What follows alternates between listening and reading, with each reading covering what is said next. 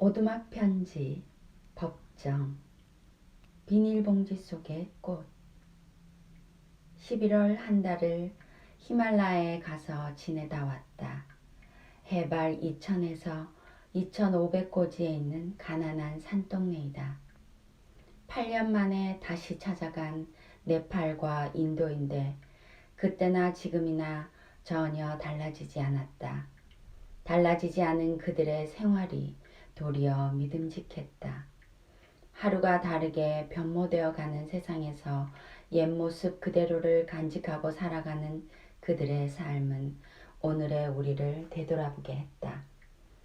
우리들이 지금 누리고 있는 생활 수준으로 비교한다면 그들은 너무도 열악한 환경에서 살아가고 있다. 근로자의 하루 노임이 우리 돈으로 남자는 2,000원도 안 된다. 여자는 그 절반이다. 그쪽에서 중산층 4인 가족의 한 달 생활비는 집세까지 포함해서 13에서 4만 원 수준이다. 이런 생활 조건 아래서 살아가면서도 그들의 눈동자는 우리보다 훨씬 맑고 선량하고 안정되어 있다. 마음의 창인 그 눈동자가 말이다. 주어진 가난을 조금도 부끄러워하지 않고 곁에서 보기에도 낙천적으로 살아가는 것 같았다. 대량 생산, 대량 소비의 미국식 산업구조에서 비롯된 소비주의적 생활 방식에 잘못 길들여진 우리이다. 소비 생활로 인해 쓰레기만을 한없이 만들어내면서 살아가는 현실이다. 소비하는 것만큼 우리는 과연 행복한가? 마음은 안정을 잃고 자연환경은 날로 허물어져 가고 있다. 인간이 모여 사는 도시는 매연으로 숨이 막히고 소음으로 귀가 멀 지경이다. 인간의 설 자리가 날이 갈수록 좁아져 간다. 인간의 이상은 더 말할 것도 없이 안팎으로 행복하게 사는 데 있다. 어떻게 사는 것이 행복한 삶인지 그 가치 척도에 따라 그 형태는 달라진다. 적게 가지고도 즐겁게 살기도 하고 많이 가지고 있으면서도 행복하지 못하게 사는 사람들이 우리 이웃에는 얼마든지 있다. 아니 이웃으로 눈을 돌릴 게 아니라 바로 지금 내 자신의 삶은 어떤지 되돌아볼 일이다. 인간의 행복은 물질적인 생산과 소비의 많고 적음에 있지 않다는 사실만은 확실하다. 사람과 사람 사이, 인간과 자연 사이에 친숙하고 조화로운 관계에 의해서 행복은 보증된다. 우리는 온갖 수모와 국제적인 망신을 당해가면서 남의 나라에서 빚을 얻어와야만 거덜난 나라 살림살이를 꾸려갈 지경에 이르렀다. 빚을 새로 얻어와야만 묵은 빚을 갚게 된 그런 형편이다. 자, 이렇게 됐으니 우리들 한 사람 한 사람의 생활에도 적지 않은 영향을 받지 않을 수 없다. 우리 앞에 닥친 이 시련은 우리에게 큰 의미가 있을 거라고 여겨진다. 지금까지 우리가 함부로 쓰고 마구 버리면서 잘못 살아온 생활 태도에 대한 과보임을 깨우쳐준다. 물질적인 풍요에 삶의 가치를 두지 말라는 교훈이기도 하다. 이제는 지금까지 익혀왔던 생활 방식이 달라져야 한다. 우리가 일찍이 겪어왔던 60년대와 70년대에 헌옷도 기워서 입고 찬밥도 비벼서 먹고 연탄불 하나도 소중하게 다루던 그때의 생활 태도를 다시 배우고 익혀야 한다. 저마다 투철한 삶의 질서를 가지고 작은 것과 적은 것으로 고마워하고 만족할 줄 알아야 한다. 될 수 있으면 밖에서 들여온 물건을 사다 쓰지 말고 기왕에 있는 것 속에서 가려서 써야 할 처지이다. 백화점이나 시장에 나가는 횟수도 줄여야 한다. 우리가 국제통화기금의 올가미에서 하루빨리 벗어나려면 이 길밖에 다른 길이 없다. 옛글에 이런 말이 있다. 사치한 자는 3년 동안 쓸 것을 1년에 다 써버리고 검소한 자는 1년 동안 쓸 것을 3년을 두고 쓴다. 사치한 자는 부유해도 만족을 모르고 검소한 자는 가난해도 여유가 있다. 사치한 자는 그 마음이 옹색하고 검소한 자는 그 마음이 넉넉하다. 사치한 자는 근심 걱정이 많고 검소한 자는 복이 많다. 한마디로 말한다면 사치는 악덕이고 검소함은 미덕이다. 우리는 그동안 잘못 익혀온 악덕에서 벗어나 인간의 미덕을 하루하루 다시 쌓아 나가야 한다. 어떠한 시련과 고통일지라도 그것에 의미를 부여한다면 그 시련과 고통을 능히 이겨낼 수 있는 지혜와 용기가 솟아난다. 그러나 그 시련과 고통 앞에 좌절하고 만다면 내일이 없다. 우리가 살아가는 이 세상이 아무 근심 걱정도 없는 태평성세만 지속된다면 어떻게 될 것인가? 물론 현실적으로 그렇게 될 수도 없지만 그런 세상에서는 아무런 살맛이 나지 않을 것이다. 인간은 그런 세월 속에서는 지금보다 훨씬 더 무기력해지고 타락하게 될 것이다. 고통과 위기를 통해서 우리 내부에 잠재된 창의력과 의지력이 개발되어 개인이나 사회는 새롭게 성장하고 발전하게 된다. 이것이 우리 인류가 지나온 자치이다. 히말라야의 가난한 산동네 사람들은 집집마다 비닐봉지 속에 꽃을 가꾸며 살아간다. 그 모습을 보고 나는 큰 감명을 받았다. 화분을 살 만한 돈이 없기 때문에 비닐봉지에 흙을 담아 꽃을 기르는 것이다. 물질적으로는 가난할지라도 아름다움을 가꾸면서 살아가는 그들의 모습이 내 마음 속에까지 향기로운 꽃씨를 뿌려주었다. 경제 난국에 기죽지 않고 새로운 생활 습관으로 삶의 방식을 개선해 나간다면 우리 안에서도 미덕의 꽃이 피어나 기필코 이 난국을 돌파하게 될 것이다. 어느 오두막에서 올봄에는 일이 있어 세 차례나 남쪽을 다녀왔다. 봄은 남쪽에서 꽃으로 피어난다는 당연한 사실을 새삼스럽게 느꼈다.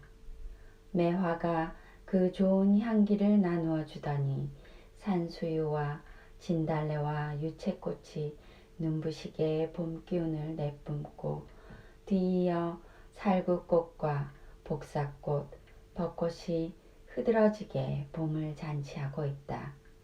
메마른 가지에서 아름다운 꽃이 피어나다니 그 꽃에서 고운 빛깔이 생겨나고 은은한 향기가 들려오다니 생각할수록 신기하고 신비롭기만 하다. 살아있는 생명의 신비는 그대로가 우주의 조화다. 이 우주의 조화에는 가난도 부도 상관이 없다. 모든 것이 그때를 알아 있을 자리에 있을 뿐이다. 꽃은 무심히 피고 소리 없이 진다. 이웃을 시세우거나 괴롭히지 않는다. 그러나 사람들은 이런 꽃에 비하면 그 삶의 모습이 너무 시끄럽고 거칠고 영악스럽다. 꽃이 사람들 눈에 띄는 곳에서 피어나는 것은 묵묵히 피고 지는 우주의 신비와 그 조화를 보고 배우라는 뜻일 수도 있다. 사람도 그 삶이 순수하고 진실하다면 한 송이 꽃으로 그 모습을 드러낼 수 있겠다고 한 스님이 살다 간 빈 오두막을 보면서 생각하게 되었다. 그 절에서 10분쯤 숲길을 따라 올라간 곳에 자리 잡은 오두막은 벼랑 아래 돌과 흙과 나무로 지어졌다. 마당에 들어서면 앞이 툭 트여 멀리 바다가 내다보이는 그런 곳이다. 빈집인데도 뜰은 말끔히 비로 쓸린 자국이 남아 있었다.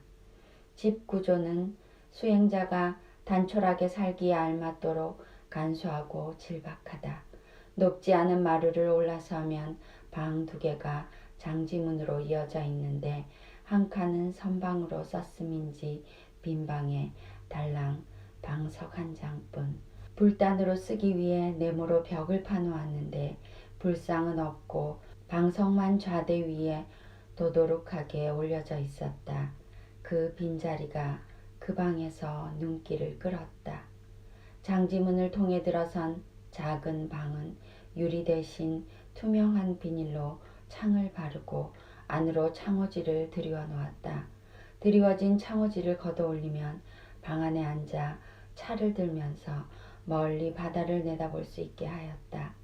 한쪽에 조촐한 다기가 다포에 덮여 있었다. 그 창으로 달빛도 들어오고 봄바다에서 피어오르는 물안개도 내다볼 수 있을 것 같았다. 방 안은 더 소개할 거리가 없을 만큼 텅 비어 있었다. 추녀 밑에는 다음에 와서 살 사람을 위해 장작과 삭정이를 넉넉하게 준비해 두었다. 가지런하고 반듯하게 쌓아 올린 장작 더미를 보면 그 일을 할 때 어떤 마음으로 했는지 훤히 짐작할 수 있다.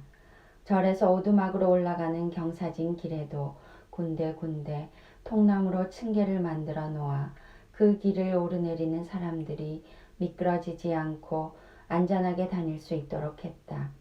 그리고 방 안은 말끔히 도배를 해놓았다.